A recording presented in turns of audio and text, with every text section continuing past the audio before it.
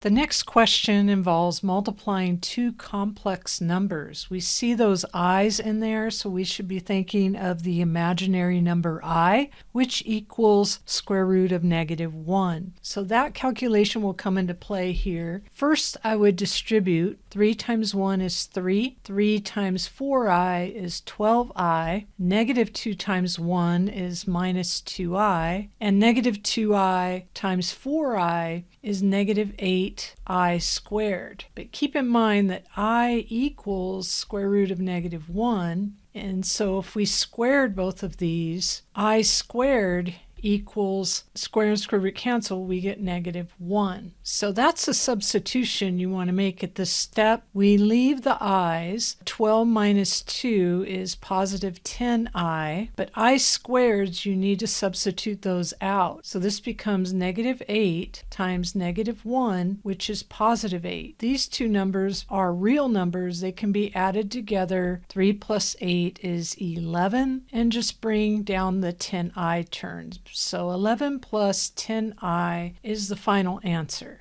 Thanks for watching this video. Please subscribe for more math tips.